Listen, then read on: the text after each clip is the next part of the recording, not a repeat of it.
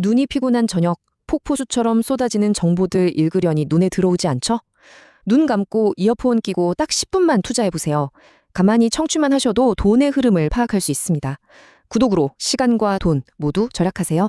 네, 오늘 시장을 한마디로 요약하면 뭘까요? 바로 이겁니다. 로봇 양산의 시대가 정말 코앞으로 다가왔다는 것, 그리고 정부 정책 하나가 하룻밤 사이에 거대한 시장을 만들어냈다는 것, 이 두 가지가 오늘 시장을 움직인 핵심 동력이었어요. 자, 그래서 오늘은 이런 순서로 한번 이야기 나눠볼게요. 먼저 거인, 현대차가 어떻게 변신하고 있는지 보고요. 그 다음엔 로봇의 눈과 손이 되어주는 부품 회사들을 살펴볼 겁니다. 그리고 스마트 팩토리와 M&A 전략, 또 갑자기 튀어나온 정책 수혜주까지 알아본 다음에 마지막으로 딱 정리해드릴게요. 자, 그럼 첫 번째 주제부터 바로 들어가 보죠. 바로 자동차 회사로만 알았던 현대차가 어떻게 로봇 생태계를 구축하면서 거대한 변신을 하고 있는지 그 이야기부터 시작해 보겠습니다. 여러분, 이제 현대차를 그냥 자동차 회사라고만 생각하시면 안 됩니다. 보세요. 구글 딥마인드의 AI라는 두뇌를 가졌죠. 보스턴 다이내믹스라는 최강의 로봇 기술을 품었죠. 거기다 원래 잘하던 압도적인 생산 능력까지. 이 세 가지가 합쳐지니까 시장이 아예 다른 눈으로 보기 시작한 거예요. 아, 여기는 이제 로봇 회사구나. 이렇게요. 기업 가치를 매기는 잣대 자체가 달라지고 있는 겁니다. 자, 현대차 공장이 로봇으로 꽉 찬 최첨단 스마트 팩토리로 바뀐다고 상상해보세요. 그럼 그 안에서 수많은 부품과 완성품들을 착착 옮겨주는 자동화 물류 시스템, 이건 누가 만들까요? 네, 바로 현대무벡스가 그 역할을 하는 겁니다. 그러니까 그룹 차원에서 로봇에 투자하면 할수록 현대무벡스는 가장 직접적으로 일을 받게 되는 거죠. 그룹 내 핵심 인프라 담당이 셈이에요. 그리고 DYP, 이 소식은 사실 1월 14일에 나왔던 건데 요즘 로봇 섹터 분위기가 워낙 좋다 보니까 다시 한번 제대로 조명받고 있는 겁니다. 아니, 계약 기간이 무려 7년이에요. 이건 그냥 우리한테 부품 납품해 이 수준이 아니라 너 우리 미래차 생태계 공식 파트너로 들어와 하는 거나 마찬가지거든요. 앞으로 7년간의 안정적인 성장을 약속받은 거나 다름없죠. 모베이스 주가가 왜 이렇게 강한가 궁금하셨죠? 바로 이틀 전에 나온 뉴스 때문입니다. 자회사가 현대차의 소형 로봇 모베드 있잖아요. 거기에 들어가는 두뇌랑 신경계 같은 핵심 부품을 공급하기로 한 건데 진짜 중요한 건 바로 다음 달 2월부터 양산에 들어간다는 거예요. 이건 앞으로 잘 될 거야 하는 기대감이 아니라 이제 진짜 돈을 벌기 시작한다는 아주 구체적인 신호인 거죠. 자, 지금까지는 현대차라는 큰 그림을 봤다면 이제는 좀 더 안으로 들어가서 현미경으로 들여다볼 차례입니다. 로봇을 진짜 로봇답게 만들어주는 핵심 부품, 바로 로봇의 눈과 손을 만드는 회사들은 어디가 있는지 한번 살펴보시죠. 회사 얘기를 하기 전에 라이다라는 기술 먼저 간단하게 설명해 드릴게요. 이게 뭐냐면 로봇이 레이저를 뿅 하고 쏘는 거예요. 그리고 그 레이저가 어딘가에 부딪혔다가 다시 돌아오는 시간을 재서 아, 저기엔 저런 모양의 물체가 저만큼 떨어져 있구나 하고 알아채는 거죠. 이걸 아주 촘촘하게 해서 주변 전체를 3D 입체 지도로 그리는 한마디로 로봇의 눈이라고 생각하시면 딱 맞습니다. KNS는 정말 재미있는 회사예요. 라이다 센서 자체를 만드는 게 아니고요. 그 센서를 대량으로 아주 효율적으로 만들어내는 자동화 장비를 만드는 회사입니다. 옛날에 금광이 터졌을 때 금 캐는 사람보다 청바지랑 곡괭이 팔던 사람이 더 큰 돈을 번 것처럼 로봇 시장이 커지면 커질수록 그 핵심 부품을 만드는 장비 수요는 폭발할 수밖에 없겠죠? 바로 그 지점을 파고드는 겁니다. 지난 1월 5일에 엔비디아 생태계에 속한 회사랑 협력한다는 뉴스가 나왔는데 이게 다시 부각되고 있는 거죠. 자, 그럼 로봇의 눈이 라이다나 카메라라고 치면 우리 눈이 초점을 맞추는 것처럼 로봇도 초점을 맞춰야 할 거 아니에요? 그 역할을 하는 게 바로 액추에이터라는 초소형 모터입니다.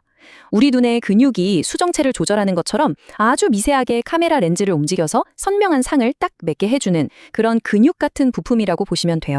포톤이 바로 이 액추에이터를 만드는 회사인데요. 원래는 스마트폰 카메라에 주로 들어갔어요. 근데 이게 인공지능 시대를 만나면서 완전히 날개를 단 거죠. 스마트폰 시장도 물론 크지만 앞으로 열릴 자율주행차나 로봇 시장은 정말 비교가 안 될 정도로 거대하잖아요. 그 거대한 시장에 들어가는 핵심 부품을 공급하게 된 겁니다. 무대가 완전히 달라진 거죠.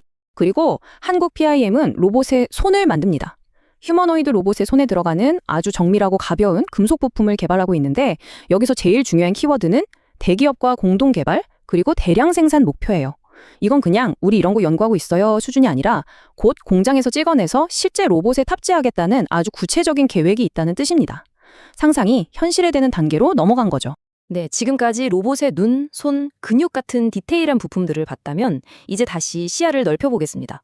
이 로봇 시장의 패권을 잡기 위해서 기업들이 어떤 큰 그림, 어떤 전략을 쓰고 있는지 스마트 팩토리와 M&A 이야기를 한번 해보죠. 포스코 DX는 말 그대로 포스코 그룹의 스마트 팩토리 전환을 총지휘하는 설계자예요. 그룹 내 공장들을 싹 다 로봇 자동화로 바꾸는 일을 하고 있는데 지난 1월 14일에 나온 뉴스가 의미심장합니다.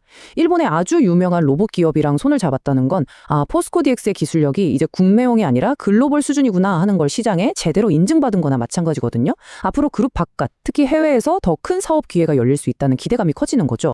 나우로보틱스의 이번 M&A는 진짜 퀀텀 점프라는 표현이 딱 맞아요. 27년 된 로봇 회사를 인수했는데 이걸로 뭘 얻었냐면요. 대규모 생산시설, 해외 영업망, 그리고 삼성과 현대차라는 어마어마한 고객사 리스트까지 단번에 확보한 겁니다. 말 그대로 돈으로 시간을 산 거죠. 몇 년, 어쩌면 몇십 년 걸렸을 성장을 한 방에 이뤄낸 겁니다. 시장이 가끔 탐정처럼 흩어진 단서들을 모아서 그림을 맞출 때가 있잖아요. 버넥트가 딱 그런 경우입니다. 보세요. 첫 번째 단서, 하나그룹이 로봇 사업에 집중하고 있다. 두 번째 단서, 하나가 과거에 버넥트라는 회사에 100억 원을 투자한 적이 있다. 버넥트는 산업 현장에서 쓰는 가상현실, 증강현실 기술이 아주 뛰어난 곳이거든요. 자, 이 두 단서를 합치면 어떤 그림이 나오나요? 앞으로 하나 로보틱스랑 버넥트가 엄청난 시너지를 낼 수 있겠구나 하는 기대감이 생기는 거죠. 엔젤 로보틱스는 입는 로봇, 즉 웨어러블 로봇 분야의 강자인데요. 2035년이면 휴머노이드 로봇 시장이 무려 260만 대 규모로 커질 거라는 예측이 있어요. 상상이 가시나요? 이렇게 로봇이 우리 일상으로 들어와서 사람과 직접 소통하고 도와주는 시대가 오면 당연히 사람의 움직임을 돕는 웨어러블 로봇 기술의 가치는 점점 더 커질 수밖에 없겠죠. 엔젤 로보틱스는 바로 그 미래를 보고 있는 겁니다. 자, 지금까지 로봇이라는 거대한 산업의 변화에 대해 쭉 이야기했는데요. 지금부터는 분위기를 확 바꿔보겠습니다. 단 하나의 정책이 어떻게 특정 시장 전체를 들었다 놨다 할 수 있는지 아주 흥미로운 사례를 하나 보여드릴게요. 바로 이 한마디였습니다. 탈모는 생존 문제입니다. 이재명 대통령의 이 발언 하나가 탈모에 대한 인식을 완전히 바꿔버렸어요. 그동안 개인의 미용 문제, 고민거리 정도로 여겨졌던 탈모가 이제는 국가가 개입해야 하는 건강 문제로 프레임이 전환된 겁니다. 이게 모든 것의 시작이었죠. 그래서 나온 정책이 뭐냐면 바로 청년층을 위한 탈모 치료 지원 바우처입니다. 핵심은 간단해요. 20대, 30대 젊은 층에게 일종의 이용권을 줘서 그동안은 건강보험이 안 돼서 비쌌던 탈모 치료나 약 구매에 보태 쓸 수 있도록 하겠다는 거죠.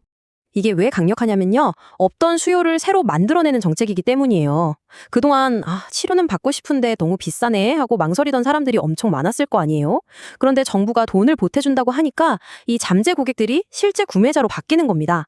그중에서도 이미 인기 있는 탈모 치료제를 팔고 있던 현대약품은 말 그대로 쏟아지는 수요를 바로 받아먹을 수 있는 가장 직접적인 수혜주가 되는 거죠. 그리고 이 파급 효과는 약에서만 끝나지 않습니다. 물에 돌을 던지면 파문이 퍼져나가듯이 말이죠. 사람들이 이제 정부 지원도 되네, 이참에 제대로 관리 한번 받아볼까 하고 생각하게 되겠죠. 그러면 자연스럽게 탈모 전문 클리닉이나 관련 케어 제품, 화장품 시장까지 같이 커질 수밖에 없습니다. 바로 이 모든 걸 병원부터 화장품까지 다 하고 있는 메타랩스에게는 시장 전체가 커지는 엄청난 기회가 열리는 겁니다. 자, 오늘 정말 많은 이야기를 나눴는데요. 그럼 한 걸음 뒤로 물러나서 오늘 시장이 우리에게 던져준 핵심 메시지가 뭔지 딱 두 가지로 정의해 보겠습니다. 첫째는 바로 거대한 산업의 흐름입니다. 로봇 시장처럼요. 이건 하루아침에 바뀌는 게 아니라 아주 길고 꾸준하게 성장하는 메가 트렌드죠. 비전을 가진 큰 기업부터 작은 부품 회사까지 이 흐름에 올라탄 모두가 혜택을 보고 있었습니다. 그리고 둘째는 강력한 정책의 힘입니다. 이건 단기적으로 시장을 뒤흔드는 아주 강력한 촉매제예요. 정부의 말 한마디, 정책 하나가 특정 산업의 가치를 하룻밤 사이에 바꿔놓을 수 있다는 걸 똑똑히 보여줬죠. 자, 이렇게 완전히 다른 성격의 두 가지 흐름이 오늘 시장을 만들었습니다. 거대하고 꾸준한 산업의 대전환, 그리고 빠르고 강력한 정책의 힘. 여러분의 투자 나침반은 지금 어디를 향하고 있나요? 이 질문을 던지면서 오늘 이야기를 마무리하겠습니다. 청취해주셔서 감사합니다. 즐거운 하루 되세요.